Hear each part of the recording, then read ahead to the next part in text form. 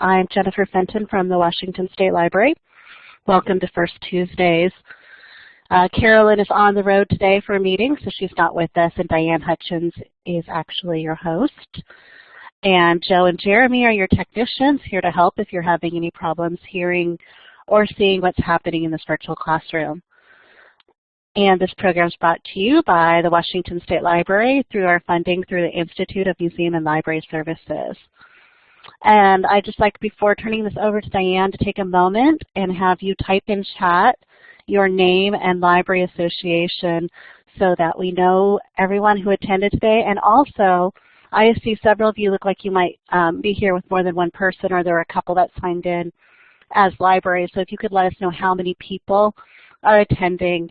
The fun of online meetings, of course, is this is all visual cues through what's happening in the virtual classroom, so we can't see how many of you are together watching. So if you could put that into chat, that would really help us out and help us to have an accurate accounting of who made it today. So welcome. Also, I'd like to recognize we have a few special guests with us from Secretary of State who are here to learn about the virtual classroom and the trainings that we host through it. So welcome to our Secretary of State guests, and hope you enjoy this. So Diane, take it away.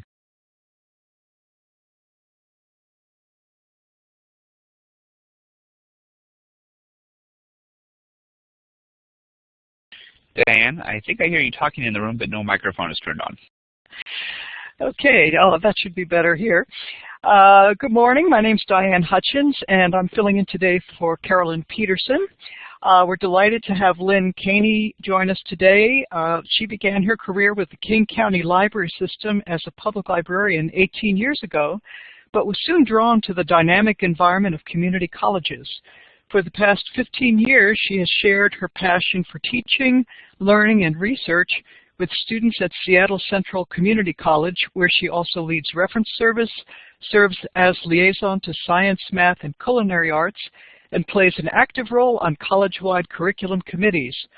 From 2008 to 2012, Lynn coordinated an LSTA grant for the Washington State Community and Technical Colleges, and she's going to tell us all about that today. Lynn, thanks for joining us today. Thank you. Good morning. Let's see. So welcome, everyone. It's really nice to see so many people here and to see so many familiar names and some new names. I tried to keep track of what kinds of libraries you're all from, because I wasn't sure exactly what to expect at this presentation, and it's great to see a mix. If you're from a public library, can you raise your hand just so I can get an idea of what I've got here? Actually, I would ask that folks use the green checks because it will automatically tally that for us. Oh, good. Thank you. So green check for public librarians. Great, thank you. Do you mind if I jump in here? I know we have more Sure. public librarians. For those who missed the walkthrough or are new to Illuminate Blackboard, here's where you will find that green check.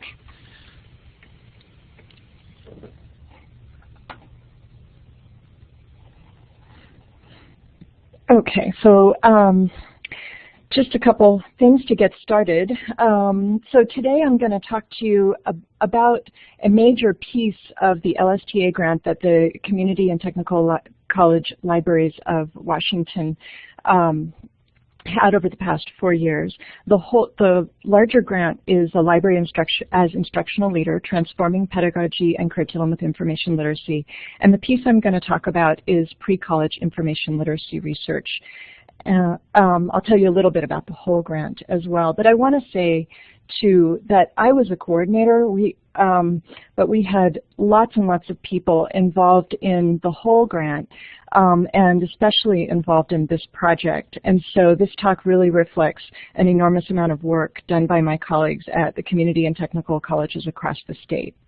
And I see a few of the people who participated in this particular project and in other parts of the grant are here. So I encourage you to jump in with your insights and your experiences either through chat or on the mic if you have one. So let's talk a little bit about the kind of bigger picture of LSTA grants. So we have been doing collaborative work among the community and technical college libraries for a really long time. It actually, this kind of work actually predates the LSTA grants, because in Washington State we have an organization called CLAMS, Community College Library and Media Specialists, which has met for I'm not sure how long, but for how many years, usually twice a year for some form of professional development. So we know each other pretty well, and we have a long history of working together. But the LSTA grants really helped us pull things together and work collaboratively in a way that we hadn't done before. And from 2004 to 2008, Pierce College Library coordinated a grant that really was the beginning of this work. And that grant really focused on the basics of information literacy and assessment, and on developing individual libraries' instructional programs. So when Seattle Central Community College picked up coordination from 2008 to 2012, the focus was on building on that previous work and increasing that cross-library collaboration. So we had professional development workshops. We had, for example, Mike Eisenberg as a speaker. We had collaborative working sessions where we all got together from across the state and met in a room and worked together on various projects. We continued with some of the work done in 2000 in the previous grant, with what we call mini grants. These were small projects done at individual libraries, usually a collaboration between a library faculty and a discipline faculty on some kind of instructional project. And then finally, the major project of this grant was Pillar, the pre-college information literacy research, which I'm going to talk even more about. But I wanted to say something briefly about what's happening now, because Pierce College has picked up the coordination of this grant again, and the focus now is really completely collaborative, so that they're working on, so that grant is called Library Leaders in Information, as Leaders in Information Management, and they're working on creating shared tutorials and developing a digital repository for housing information literacy and other content. So there's a lot going on here. So I wasn't sure who I'd have here, or what your focus on libraries would be, so I wanted to just get us all on the same page with information literacy, because I'm going to be talking about it over and over again. And so I have a definition there for you. It's one of the many definitions, but basically the ability to recognize when information is needed and have the ability to locate, evaluate, and effectively use that needed information. So that's kind of the assumption going in, and all the skills related to information literacy. A quick poll for you, and you can use the yes, no, or the green check, red X to answer this question for me. A bit of a biased question, I think, but go ahead and answer it.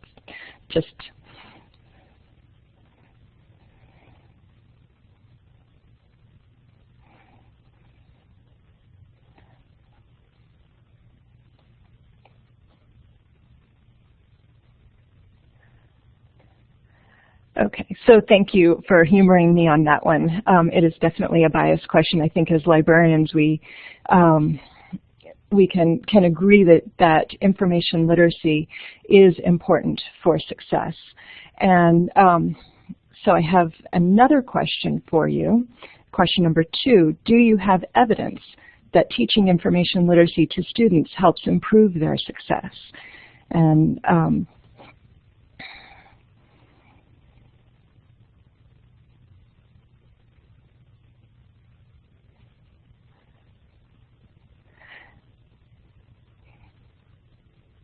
So as you're responding, if you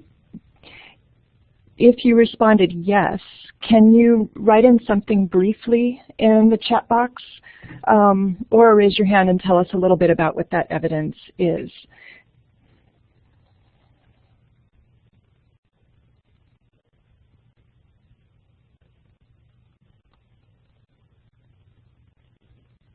Anyone want to say a few things about what kind of evidence you have?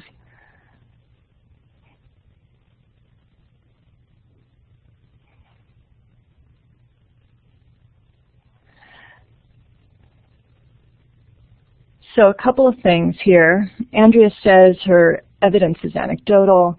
Laura talks about the two different LSTA grants.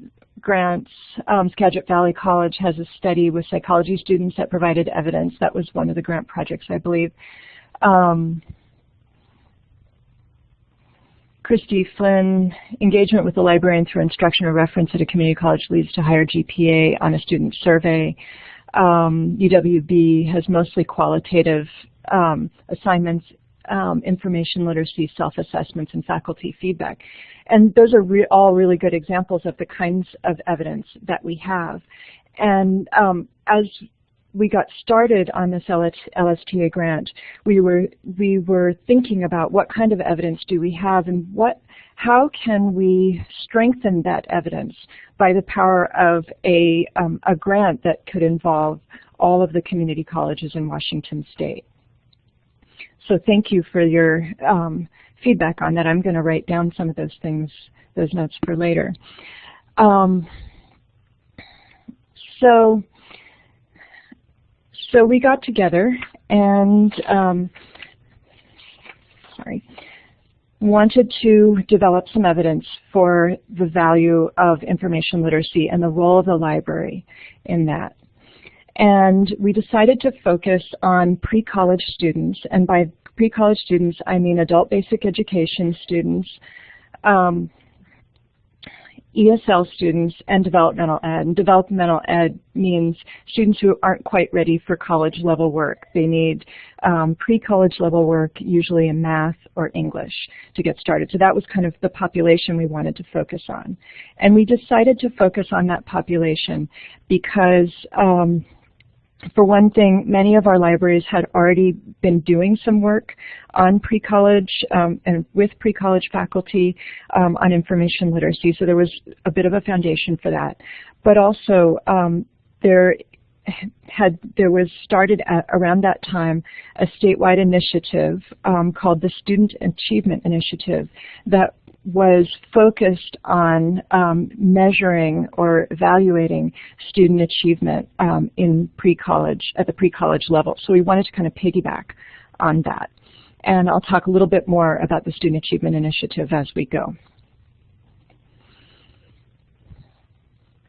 So the first thing we did was pull together a team of librarians, pre-college faculty, library administrators, and researchers to begin to design a project.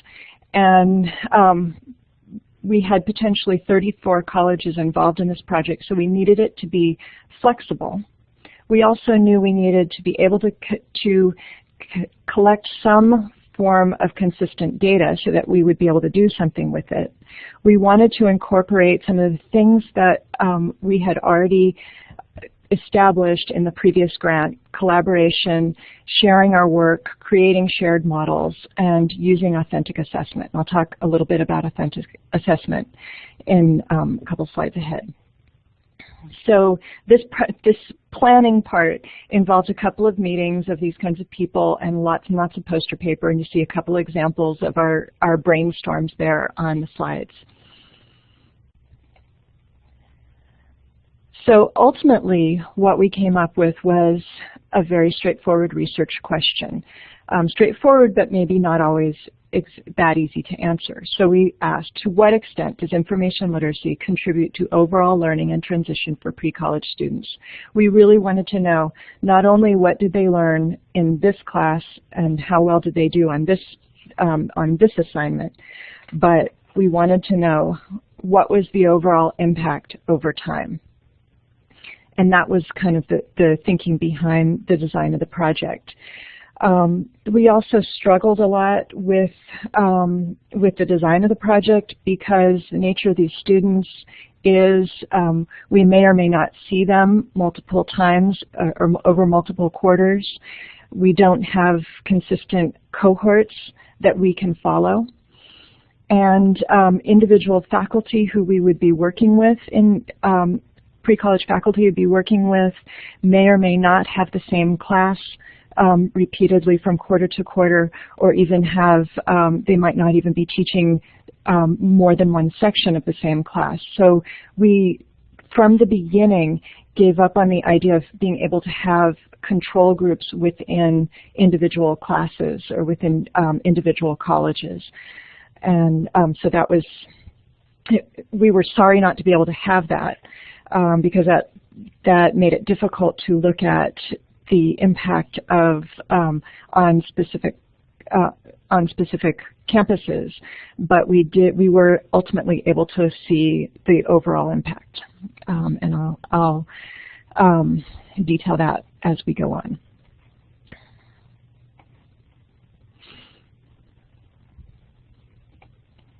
Okay, so the basic structure of the project was that we had teams of librarians and faculty and from each college that participated. Each team had one librarian and 1 to 3 faculty, so librarians teamed up with faculty, and they developed assignments and curriculum plans that were relevant to their students and their curriculum. And everyone, all the teams, used a shared information literacy rubric, and they collected the assessment data on a standard form that was then submitted to me and for analysis. So each, oh, there's that lovely formatting thing that happens to my slides. So each team worked for at least 4 quarters. In their first quarter, they planned and collaborated on an assignment, on a curriculum plan. And in the following 3 quarters, they implemented that assignment, reported on it, and usually revised it. And then at that point, they also submitted their assessment data.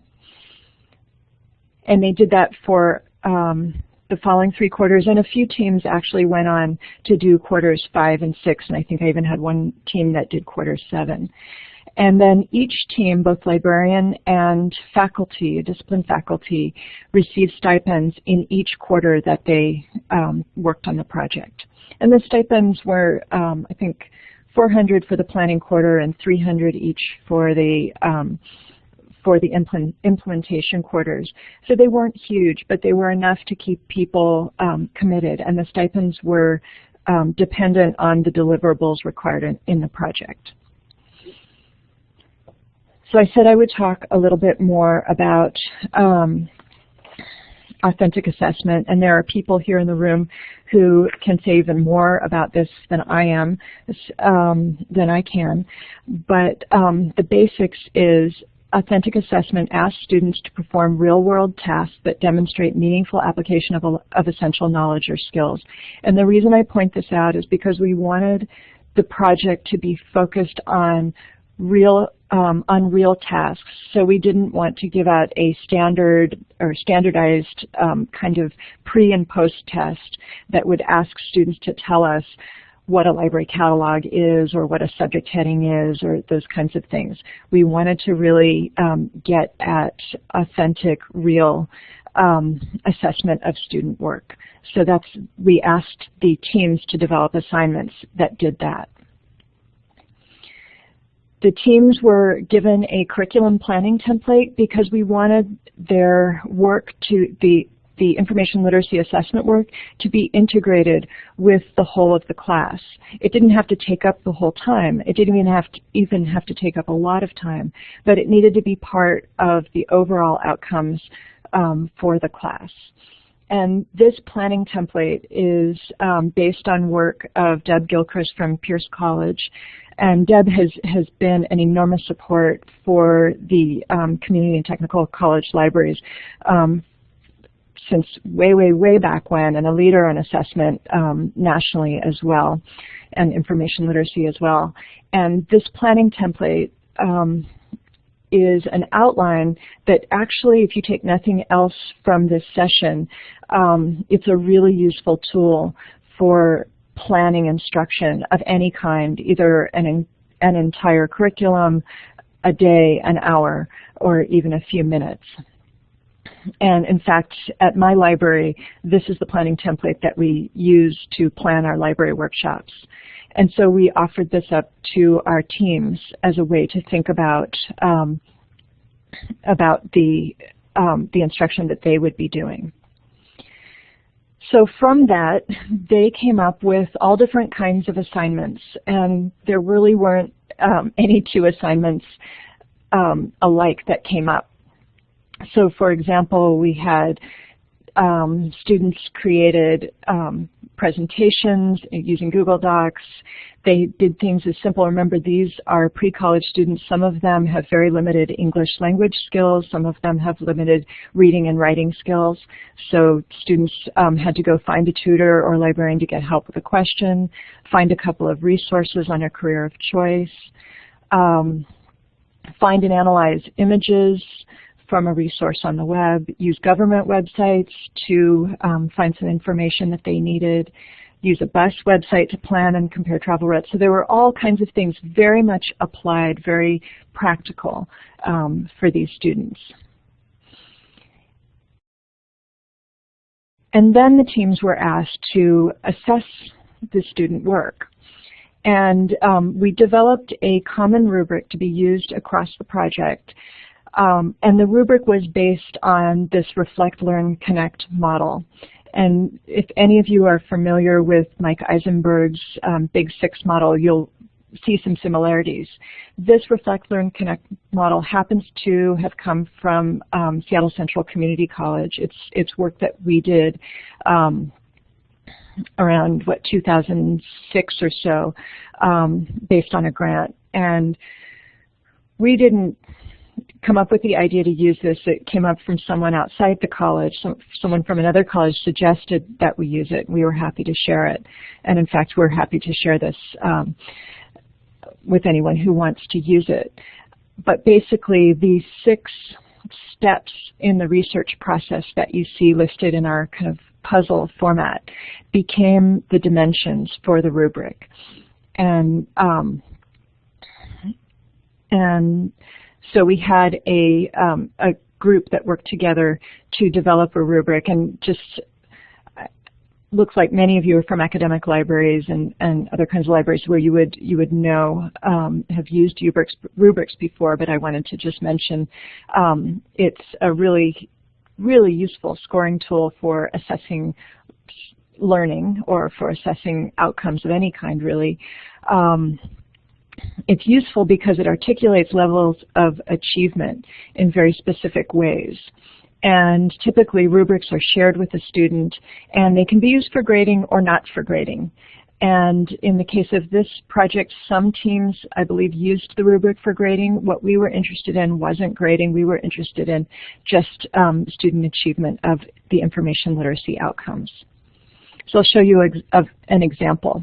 So thinking back to that puzzle, define task was the first element in that rubric.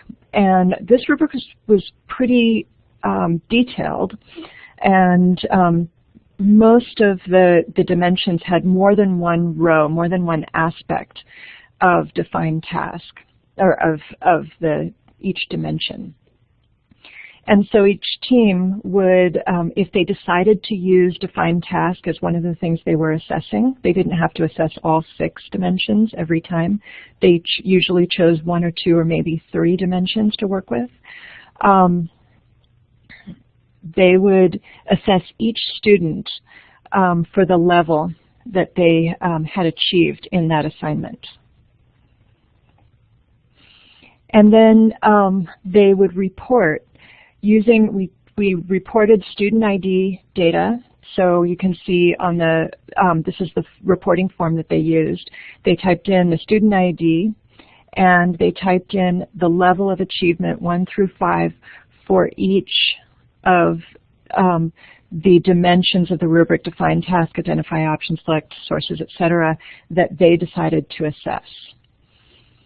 And they turned that spreadsheet in.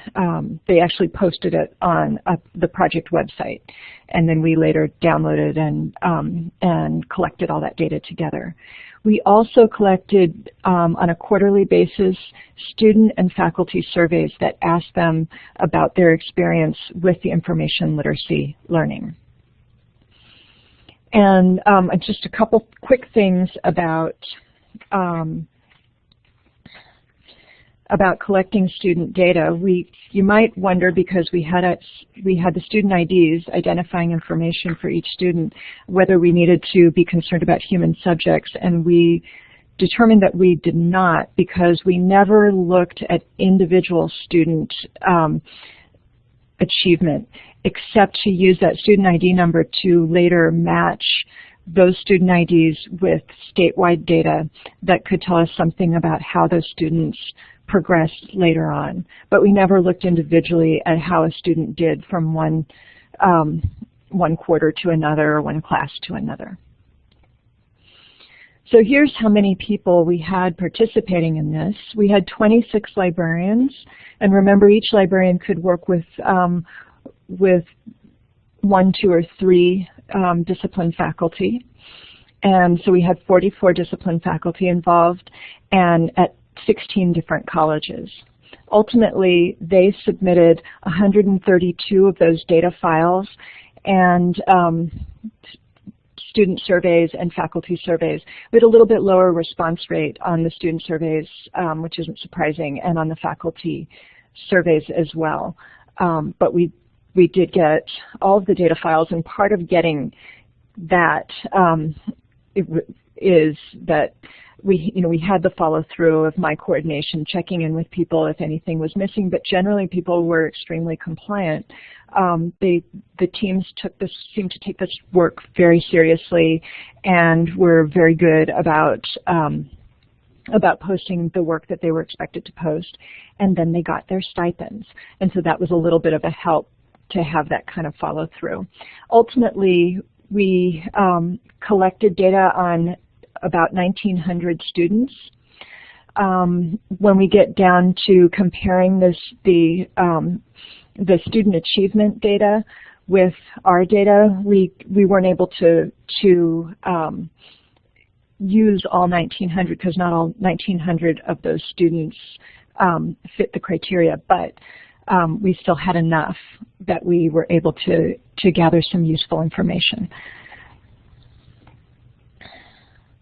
All right, so the overall kind of findings that this data produced was that students who were in pillar classes earned significantly more achievement points.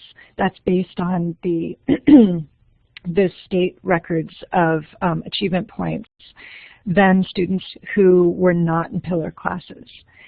And then the other kind of interesting thing is that the rubric levels seem to be very consistent with the class levels. In other words, if we had a lower level class, the students achieved kind of lower levels in the rubric. Higher level classes achieved higher levels, and that suggested to us that the rubric was pretty well matched to the levels that we would be expecting. So let's look a little closer at the student achievement data.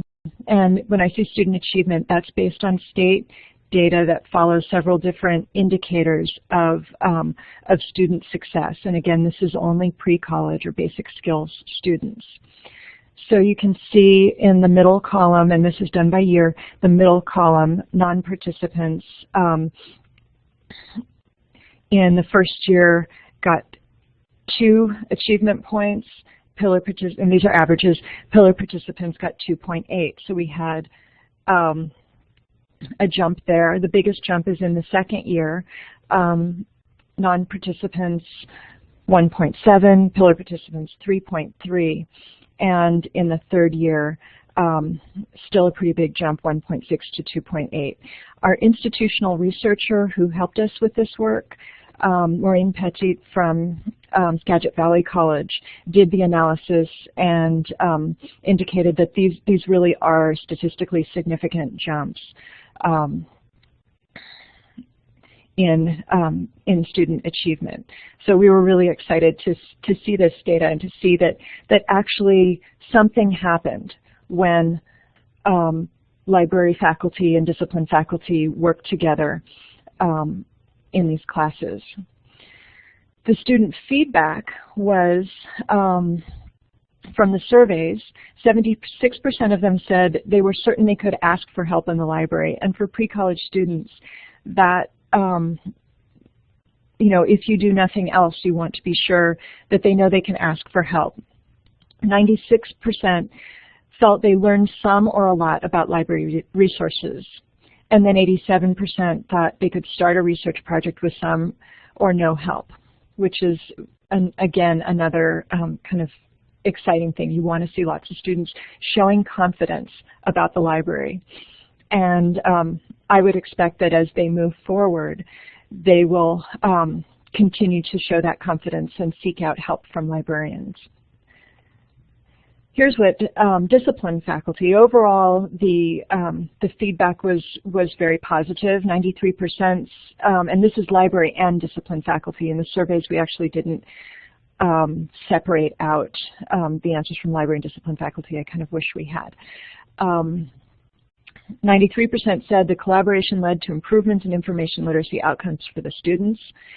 79% changes implemented as a result of Pillar increased student engagement and learning. And then 79% the project said the project was very worthwhile for professional development. And so there was lots of positive feedback about the collaborative experience. And I think that a lot of that comes out of not just doing something once, but carrying it through the 3 or 4 or 5 quarters that they did, and having the chance to try something out, see the results of their work, and then fix it or tweak it and try it again. And we had quotes like, "This was a wonderful learning experience, this experience opened doors for us," and those were coming from faculty, discipline faculty. So here are the conclusions that we have from this project.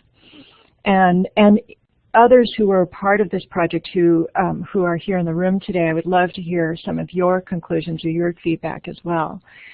But basically, when library and discipline faculty collaborate, students benefit. Something happened for those students that helped them do better going forward from that class. The rubric data that we collected, it turned out it was most useful as a discussion tool between the library faculty and the discipline faculty about information literacy. The data wasn't as useful when we aggregated it and looked at it as a whole. It basically just told us what levels of information literacy students achieved. But without that control or comparison data for the rubric piece of it, it was hard to do very much more with it. But I think that having the discipline of assessing student work, designing assignments and using a rubric and assessing student work and having that conversation about it was extremely useful for the discipline and library faculty. Another conclusion, even carefully designed assignments need testing and revision. That most of the teams didn't get their assignments just right the very first time. And anyone who's done any teaching, I think,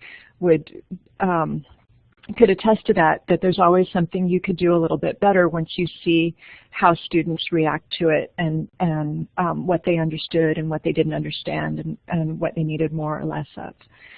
And then finally, the student achievement data helped us conclude that incorporating information literacy into pre-college curriculum appears to benefit students beyond an individual course.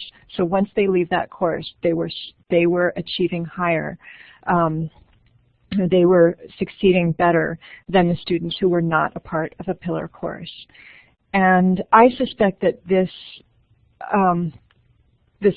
a result like this would be similar for college-level students as well. But I'd be interested to hear your thoughts and comments about that. And so now I want to open up to your questions or comments about this project or about the larger grant.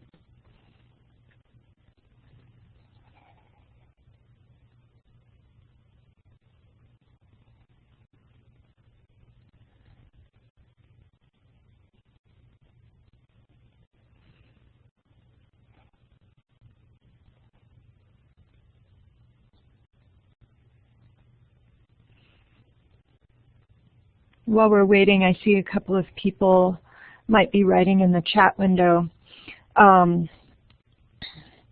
We have with us Wai-Feng Lee, who is the Dean of the library here at Seattle Central, and she was the administrator for the grant. Mindy, I think you're right. Mindy says, do we need to explain student achievement points more fully? Mindy, are you willing to say a few things about student achievement points? Please go ahead, talk. Can you hear me okay? Okay, good. I didn't check my mic before I signed on. Student achievement points were developed by the State Board for Community and Technical Colleges as a result of a study done by David Prince, and who's with the State Board, and with the Community College Research Center, which is at Columbia University. And what they had done is a study based on, oh gosh, maybe someone can help me with the name of the researcher who predated them, but it's a way of evaluating that students who achieve maybe their pre-college math are going to do better. Students who achieve who complete their English class, it propels them to do the next class. And when they get the first 15 credits of college level work done, it propels them to get the next 15 done. And so each milestone that these students achieve gives them the momentum to go to the next step. And so we've called them momentum points, we've called them student achievement points. They're the same thing.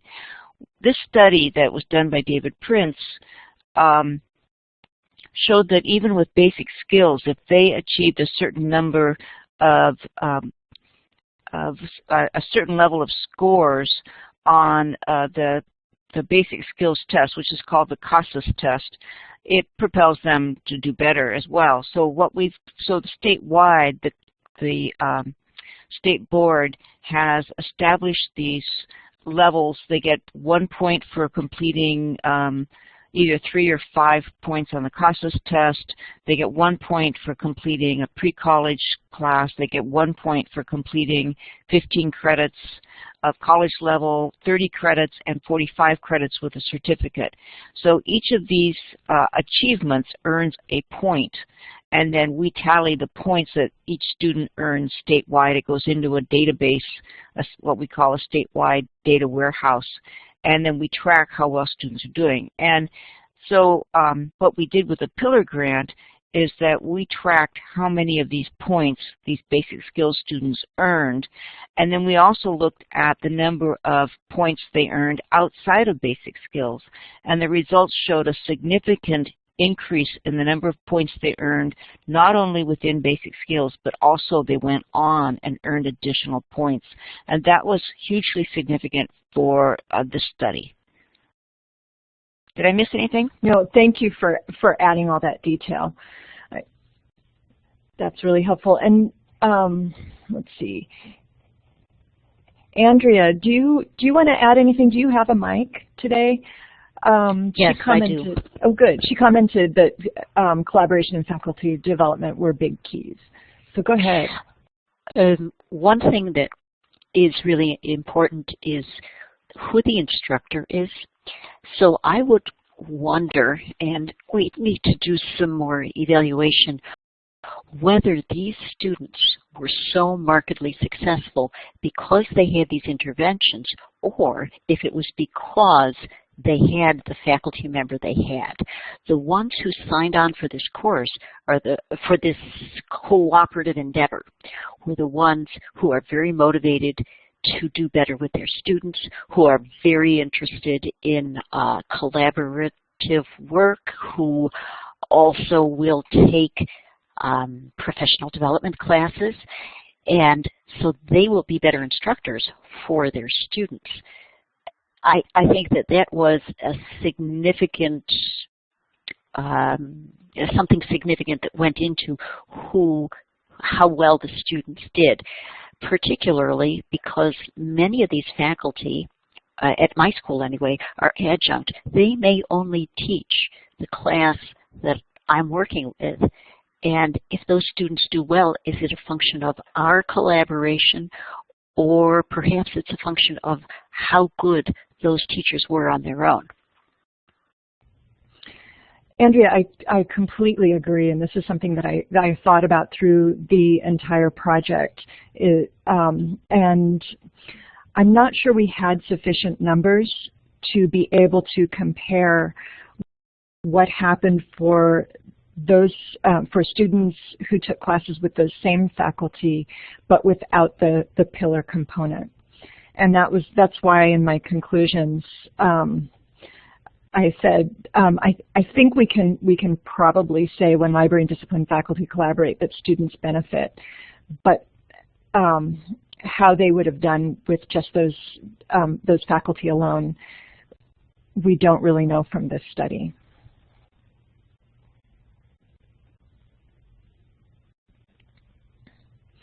Other comments or questions?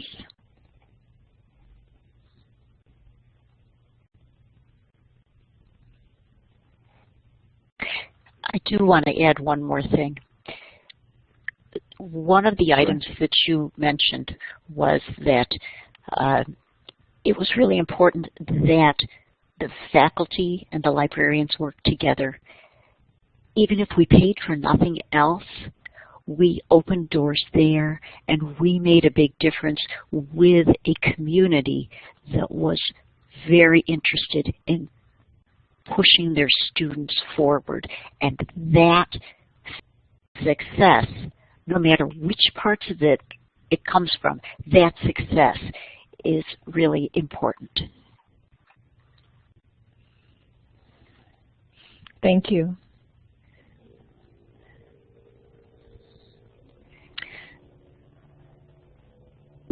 So, oh, there's a question. Hi, Althea, from Cascadia. She says she can't wait to share the information with faculty. Could you talk a little bit about the level of integration between information literacy work and the rest of the work in the classes students were enrolled in? Were librarians typically supporting discipline faculty assignments, or were assignments created collaboratively? And actually, you can go to the website for the Pillar project and read about the individual projects. The faculty and librarians were free to design this project in whatever way made sense for how they wanted to work together and what was happening in the particular class they were working in. I think many of them designed new assignments. That's what it looked like to me when I looked at the reports. They were thinking about the larger class and what they wanted their students to learn, not just this is library day and we'll go learn about the library and then get back to our normal stuff. I think they really did integrate, but I think that the assignments were usually new. Diane just posted the link for you, and it's up there on your screen. Kim Reed asks, if the project was done again, what changes would be recommended? Well, one thing I think we would survey the library and discipline faculty a little bit differently and in a little bit more focused way. I really wish we could have had some sort of control data for the rubric piece, and I would want to try to get at that, because I think one question people have is, what difference did my class make to these students? So we would try again for that, thinking of some ways of that. Muggs from Skagit Valley College says that they had a number of different projects and the amount of collaboration varied, and that they created completely new assignments for this project. And Mindy agrees we should have done pre and post testing, and that was something that we actually talked about in a lot of detail in the original planning sessions, and decided to let it go, mainly because of the pre and post would have been limited to an individual class, and what we were trying to get at was the doing the authentic assessment of real student work. And so the pre and post tests, I think the challenge that we couldn't meet was as Andrea says, pre and post testing is difficult with as fluid a population as we have, and I think that's what it kept coming down to as we talked about what a pre and post test would look like. Danielle.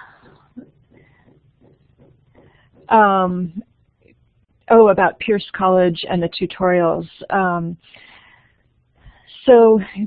She's asking about what tutorials are available. They are meant to be, I don't know if you're familiar with the CLIP tutorials that were created in Oregon. If you're not, you should take a look at those. But these are similar in a way. They're meant to be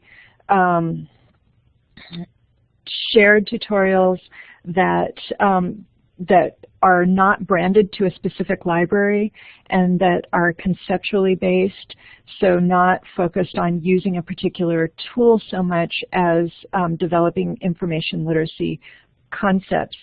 And I don't know if I can find the link really quickly, I'll get it for you. I'm not on my normal computer desktop because I can't do Illuminate from there.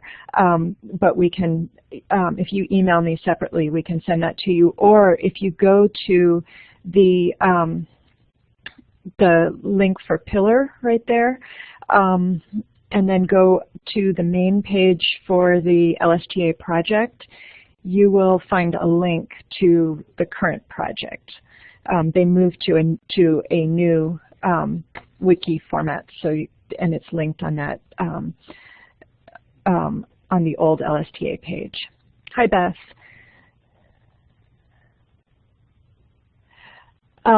She's asking about student feedback on confidence. Did you ask these questions before and after? And no, we just asked after. So that might be what if we did pre and post, we might ask those questions, those very basic confidence questions as a pre-question. Oh, good. Thank you, Janine, for the COIL link. So let's see who asked about that. Danielle, the link to COIL that Janine just posted is the current project, and none of those tutorials are ready quite yet.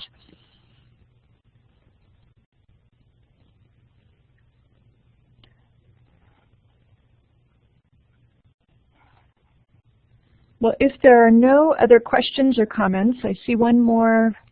Oh, no, maybe not.